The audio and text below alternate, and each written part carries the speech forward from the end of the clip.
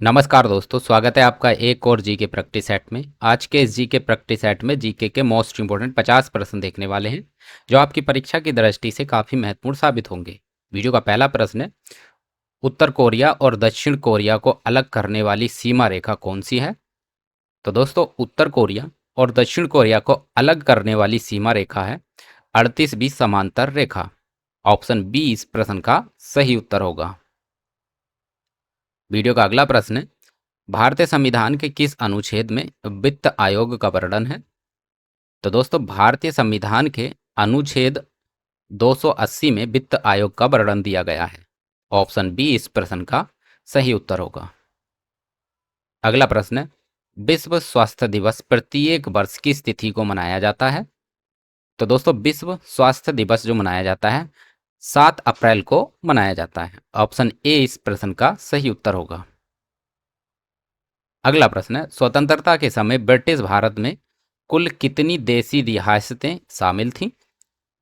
तो दोस्तों, स्वतंत्रता के समय ब्रिटिश भारत में कुल 565 देसी रियासतें शामिल थीं। ऑप्शन बी इस प्रश्न का सही उत्तर होगा। अगला प्रश्न है, आरबीडू वंश का संस्थापक किसे माना जाता है? तो दोस्तों, आरबीडू वंश का जो संस्थापक माना जाता है ये माना जाता है तिरुमल रॉय को। ऑप्शन ए इस प्रश्न का सही उत्तर होगा। अगला प्रश्न है, कामगारों के लिए निर्बाह मजदूरी का वर्णन संविधान के किस अनुच्छेद में किया गया है? तो दोस्तों, कामगारों के लिए निर्बाह मजदूरी का जो वर्णन किया गया है वह अनुच्छेद 43 में किया गया है। ऑप्शन बी इस प्रश्न का सही उत्तर होगा। अगला प्रश्न, भारत के किस राज्य में बाघों यानी टाइगर्स की संख्या सबसे अधिक है? तो दोस्तों, भारत के मध्य प्रदेश राज्य में बाघों की संख्या सर्वाधिक है। ऑप्शन सी इस प्रश्न का सही उत्तर होगा। अगला प्रश्न है, मानव शरीर की सबसे छोटी हड्डी कौन सी होती है? तो दोस्तों, मानव शरीर की सबसे छोटी हड्डी होती है स्टेपीज। ऑप्शन बी इस प्रश्न का सही उत्तर होगा, जो कान में पाई जाती है। अगला प्रश्न है, महान खगोलविद आर्यभट्ट की पुस्तक आर्यभट्टिया किस भाषा में लिखी गई है? तो दोस्तों, महान खगोलविद आर्यभट्ट की पुस्तक जो है आर्यभट्टिया जो है वह संस्कृत भाषा में लिखी गई है। ऑप्शन सी इस प्रश्न का सही उत्तर होगा। अगला प्रश्न है, तारे, धूमकेतु और धूल कण मिलाकर किसका निर्माण करते हैं? तो दोस्तों, तारे, धूमकेतु और धूल कण मिलाकर एक आकाश गंगा यानी गैलेक्सी का निर्माण करते हैं। ऑप्शन बी इस प्रश्न का सही उत्तर होगा। अगला प्रश्न, कोबोल भाषा का प्रयोग पहली बार कंप्यूटर की किस पीढ़ी में किया गया था? तो दोस्तों, कोबोल भाषा का उपयोग सर्वप्रथम दूसरी पीढ़ी के कंप्यूटर्स में किया गया था। ऑप्शन बी इस प्रश्न का सही उत्तर होगा। अगला प्रश्न है, पानी या समुद्र के अंदर छिपी वस्तुओं का पता लगाने के लिए किस यंत्र का उपयोग किया जाता है?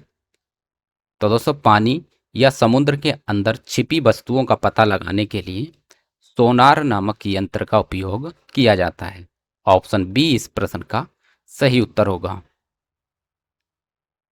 अगला प्रश्न है, भारतीय संविधान का कौन सा अनुच्छेद अंतर्राष्ट्रीय शांति और सुरक्षा को बढ़ावा देने से संबंधित है? तो दोस्तों, भारतीय संविधान का अनुच्छेद 51 जो है वह अंतर्राष्ट्रीय शांति और सुरक्षा को बढ़ावा देने से संबंधित है। ऑप्शन बी इस प्रश्न का सही उत्तर हो जाएगा।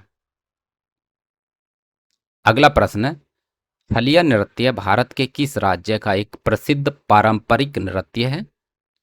तो दोस्तों, छलिया नृत्य जो है वह उत्तराखंड राज्य का एक प्रसिद्ध पारंपरिक नृत्य है। ऑप्शन बी इस प्रश्न का सही उत्तर होगा।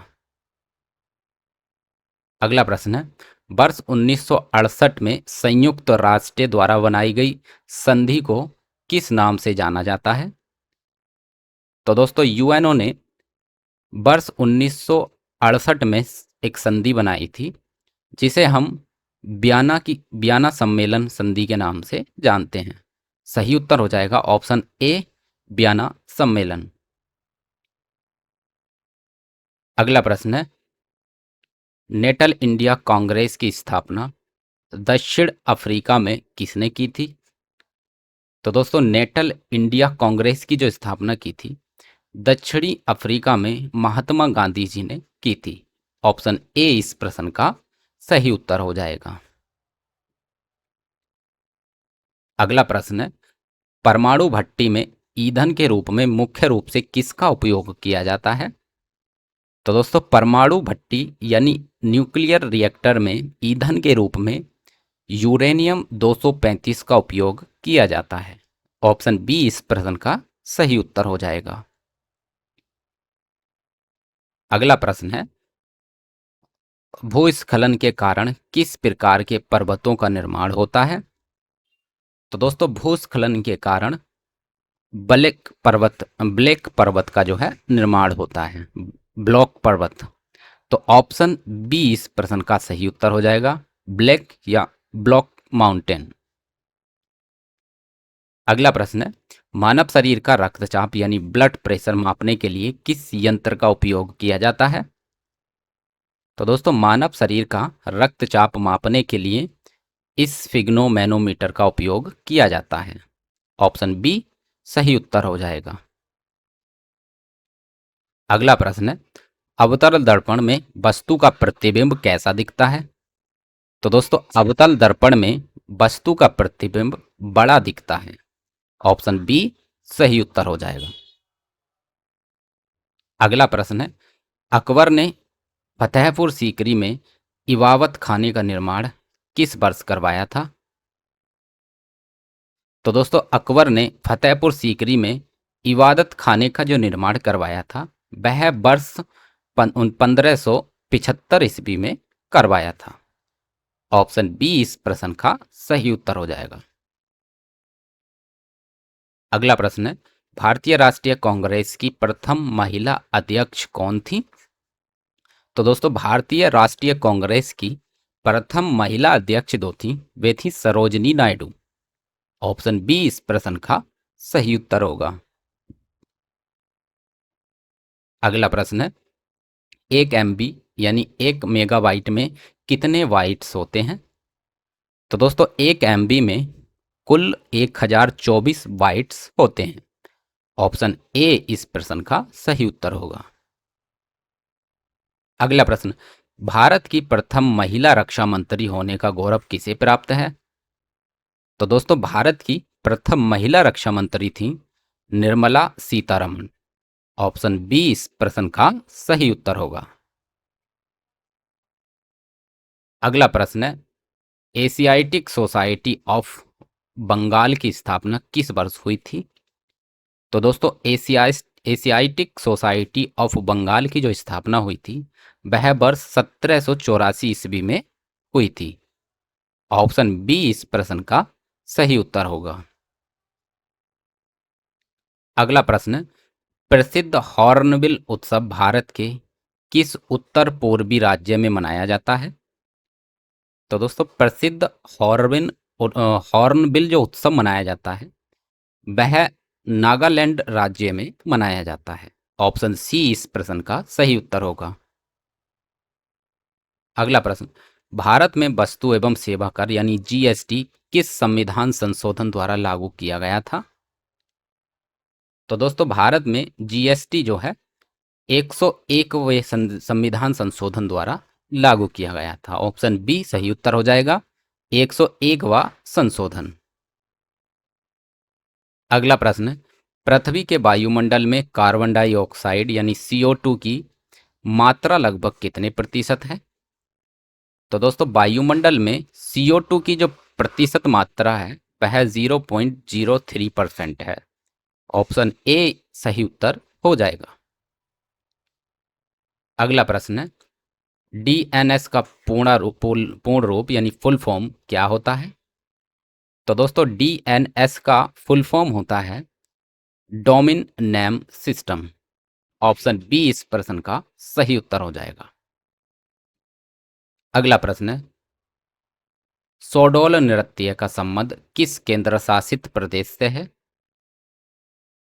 तो दोस्तों संडोल नृत्य का जो संबंध है वह लद्दाख केंद्र शासित राज्य से है। ऑप्शन बी इस प्रश्न का सही उत्तर हो जाएगा। अगला प्रश्न है, बोमेन्स कैप्सूल मानव शरीर की किस अंग यानी तंत्र का भाग है? तो दोस्तों बोमेन्स कैप्सूल जो है वह मानव शरीर के उत्सर्जन तंत्र यानी किडनी का भाग होता है। ऑप्शन बी इस प्रश्न का सही उत्तर होगा। अगला प्रश्न है, रैम कंप्यूटर की किस प्रकार की मेमोरी के अंतर्गत आती है? तो दोस्तों रैम जो है वह कंप्यूटर की प्राइमरी मेमोरी यानी प्राथमिक मेमोरी के अंतर्गत आती है। ऑप्शन बी इस प्रश्न का सही उत्तर होगा। अगला प्रश्न है, काला पानी क्षेत्र किन दो देशों के बीच एक प्रमुख क्षेत्रीय विवाद सीमा है? तो दोस्तों काला पानी क्षेत्र जो है वह भारत और नेपाल दो देशों के बीच एक प्रमुख क्षेत्रीय सीमा विवाद है। ऑप्शन सी इस प्रश्न का सही उत्तर हो जाएगा। अगला प्रश्न है, म्यूरिएटिक अम्ल को घरेलू या व्यापारिक तौर पर किस नाम से जाना जाता है? तो दोस्तों म्यूरिएटिक अम्ल जो है उसे हम हाइड्रोक्लोरिक अम्ल के नाम से जानते हैं। ऑप्शन बी इस प्रश्न का सही उत्तर होगा। अगला प्रश्न है, भारतीय संविधान की 10वीं अनुसूची किस विषय से संबंधित है? तो भारतीय संविधान की जो 10वीं अनुसूची है वह दल बदल कानून से संबंधित है। ऑप्शन बी सही उत्तर हो जाएगा। अगला प्रश्न है, अंटार्कटिका में स्थित भारतीय अनुसंधान केंद्रों में से एक कौन सा है? तो दोस्तों अंटार्कटिका में भारतीय अनुसंधान केंद्रों में से जो एक है उसका नाम है मैत्री। ऑप्शन ए सही उत्तर हो जाएगा। अगला प्रश्न है, कंप्यूटर विज्ञान में रैम का पूर्ण रूप यानी फुल फॉर्म क्या होता है? तो दोस्तों रैम का फुल फॉर्म होता है random access memory. Option B इस प्रश्न का सही उत्तर होगा। अगला प्रश्न है, वन्यजीव संरक्षण अधिनियम 1972 के तहत कुल कितनी अनुसूचियां बनाई गई थीं? तो दोस्तों वन्यजीव संरक्षण अधिनियम 1972 के तहत कुल 6 अनुसूचियां बनाई गई थी। ऑप्शन सी इस प्रश्न का सही उत्तर होगा।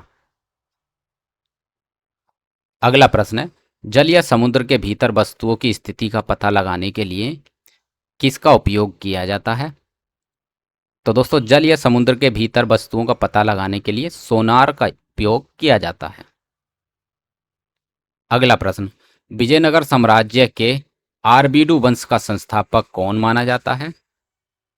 तो दोस्तों विजयनगर साम्राज्य के आरबीडू वंश का संस्थापक माना जाता है तिरुमल रॉय को। ऑप्शन ए इस प्रश्न का सही उत्तर होगा। अगला प्रश्न है, कामगारों के लिए निर्बाह मजदूरी सुनिश्चित करने की बात संविधान के किस अनुच्छेद में की गई है? तो दोस्तों कामगारों के लिए निर्बाह मजदूरी की जो बात की गई है वह अनुच्छेद 43 में की गई है। अगला प्रश्न है, कालिदास द्वारा रचित काव्य पुस्तक प्रसिद्ध काव्यात्मक पुस्तक कौन सी है? तो दोस्तों कालिदास द्वारा रचित निम्नलिखित में से जो काव्यात्मक पुस्तक है वह है मेघदूत। ऑप्शन बी इस प्रश्न का सही उत्तर होगा। अगला प्रश्न, डिप्थीरिया रोग शरीर में किस संक्रमण के कारण होता है?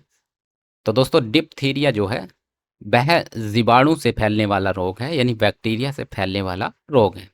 इस प्रश्न का ऑप्शन ए सही उत्तर होगा। अगला प्रश्न है, दिल्ली से पहले ब्रिटिश भारत की प्रशासनिक सत्ता मुख्य रूप से कहां से संचालित होती थी?